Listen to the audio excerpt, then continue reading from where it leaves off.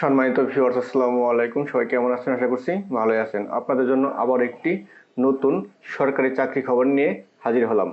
অর্থাৎ মৎস্য অধিদপ্তরে বিশাল নিয়োগ বিজ্ঞপ্তি প্রকাশিত হয়েছে। এই নিয়োগ বিজ্ঞপ্তি নিয়ে বিস্তারিত আলোচনা করব এই ভিডিওতে। তার আগে আপনাদের কাছে আমার একটি চাওয়া থাকবে, যারা এরকম নতুন নতুন চাকরি খবরগুলো সবার আগে পেতে চান, আমার চ্যানেলটি সাবস্ক্রাইব করে পাশে বেল আইকনটি বাজিয়ে রাখুন। এতে করে নতুন চাকরি খবরগুলো সবার আগে আপনার কাছে পৌঁছে যাবে। তাহলে চলুন বিস্তারিত জেনে আসি। নিয়োগ বিজ্ঞপ্তি প্রকাশিত হয়েছে 9 ফেব্রুয়ারি 2026 খ্রিস্টাব্দ তারিখে। এখন আপনারা নিচে খেয়াল করেন, আমি এই ভিডিওতে আপনাদের সাথে মূল বিষয়গুলো নিয়ে আলোচনা করব। অর্থাৎ সার্কুলার যে মূল বিষয়গুলো থাকে সেই মূল বিষয়গুলো নিয়ে আলোচনা করব। এখন আপনারা খেয়াল করেন, এখানে লেখা আছে পদের নাম, পদের সংখ্যা, শিক্ষাগত যোগ্যতা, অভিজ্ঞতা। 1 নম্বর পদ হচ্ছে হ্যাচারি সহকারী, পদ সংখ্যা 5টি। এখানে যোগ্যতা চাওয়া হয়েছে কোনো স্বীকৃত বোর্ড হইতে জীববিজ্ঞান বিষয়সহ বিজ্ঞান বিভাগে নিম্নতম মাধ্যমিক স্কুল সার্টিফিকেট, এসএসসি বা সমমানের পরীক্ষা উত্তীর্ণ সহ কোনো স্বীকৃত বোর্ড হইতে মৎস্য বিষয় ডিপ্লোমা। অর্থাৎ এই যোগ্যতা যাদের আছে তারা কিন্তু এখানে আবেদন করতে পারবে। এটা গেট কিন্তু 16, বেতন স্কেল 9,300 থেকে 22,490 টাকা। এখন আসেন নিচের দিকে, ভান্ডার রক্ষক, এখানে গ্রেড 16, বেতন স্কেল 9,300 থেকে 22,490 টাকা। পদ সংখ্যা 2টি, কোনো স্বীকৃত বোর্ড হইতে নিম্নতম দ্বিতীয় বিভাগে উচ্চ মাধ্যমিক সার্টিফিকেট, এইচএসসি বা সমমানের পরীক্ষায় উত্তীর্ণ হতে হবে। তার নিচে খেয়াল করেন, এখানে আছে গাড়ি চালক, গ্রেড 16, বেতন স্কেল 9,300 থেকে 22,490 টাকা। পদ সংখ্যা 6টি। এখানে যোগ্যতা কথা বলা হয়েছে কোনো স্বীকৃত বোর্ড হইতে জুনিয়র স্কুল সার্টিফিকেট, জেএসসি বা সমান পরীক্ষা উত্তীর্ণ, 2 বছরের কাজের অভিজ্ঞতা এবং বাংলাদেশ সড়ক পরিবহন কর্তৃপক্ষ বিআরটিএ কর্তৃক প্রদত্ত গাড়ি চালানোর ভারী বা হালকা বৈধ লাইসেন্স। তার নিচে খেয়াল করেন 4 নম্বর পদে হচ্ছে অফিস সহকারী কাম কম্পিউটার মুদ্রাক্ষরিক। এখানে গেট হচ্ছে 16, বেতন স্কেল 9,300 থেকে 22,490 টাকা।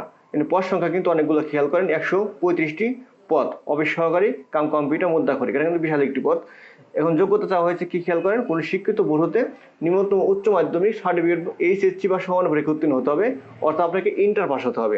কোন স্বীকৃত প্রতিষ্ঠান হতে কম্পিউটার মুদ্রাক্ষরিক কোর্স সম্পন্ন হতে হবে। তার নিচে আছে কম্পিউটার মুদ্রাক্ষরিক গতি পরীক্ষা প্রতি মিনিটে সর্বনিম্ন বাংলায় 20 ও ইংরেজিতে 20 শব্দ লেখার যোগ্যতা আপনার থাকতে হবে।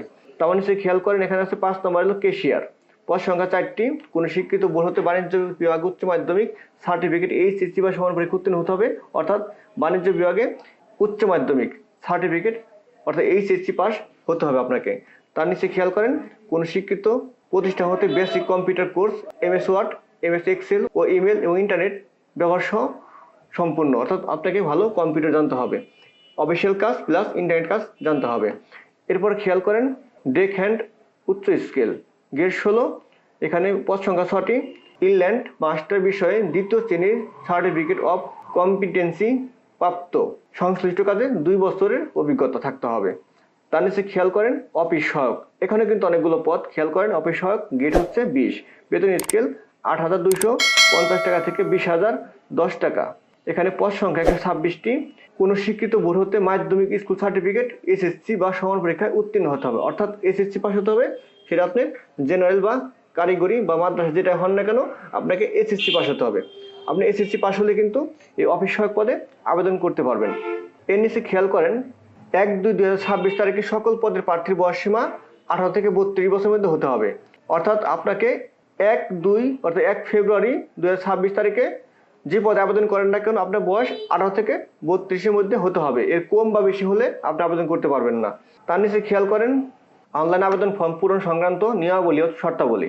পরীক্ষায় অংশগ্রহণ ইচ্ছুক প্রার্থীগণ dof.teletalk.com.bd ওয়েবসাইটে গিয়ে আবেদন করতে হবে, শুধুমাত্র অনলাইনে। এখানে কিন্তু অনলাইন ব্যতীত আবেদনের সুযোগ নেই।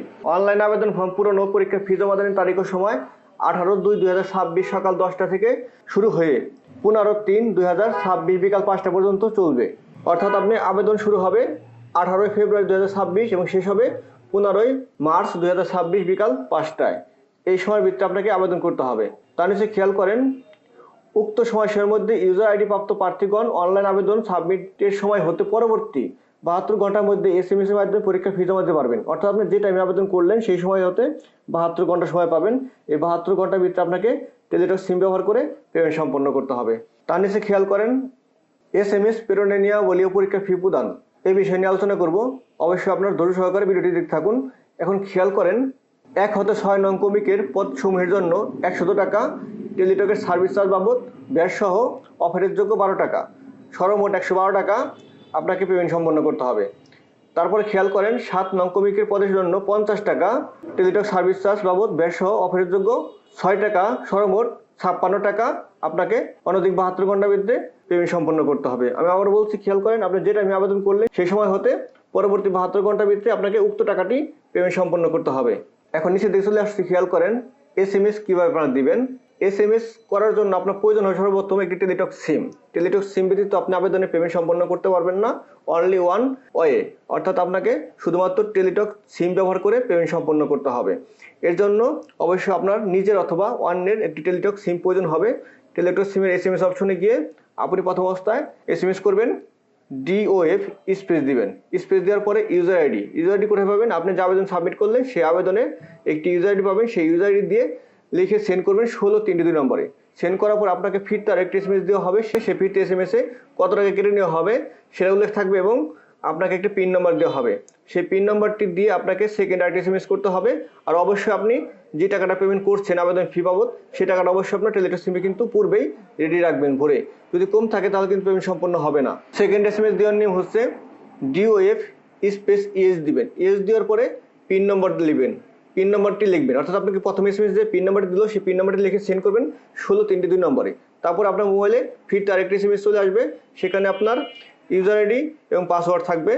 আপনি সেই ইউজার আইডি পাসওয়ার্ডটি সংরক্ষণ করবেন, বইয়ের সাথে কাজে লাগবে। যদি হারিয়ে যান তাও সমস্যা নাই, সেটা কিন্তু আপনার রিপ্লাই অ্যাডমিট কার্ড যখন ছাড়বে তখন আবারও দেওয়া হবে। এরকম আরো নতুন নতুন ভিডিও যদি আপনারা সবার আগে পেতে চান তাহলে অবশ্যই আমার চ্যানেল সাবস্ক্রাইব করে পাশে বেল আইকনটি বাজিয়ে রাখুন। সবার আগে নতুন ভিডিওটি আপনার কাছে পৌঁছে যাবে। ধন্যবাদ, ভালো থাকবেন।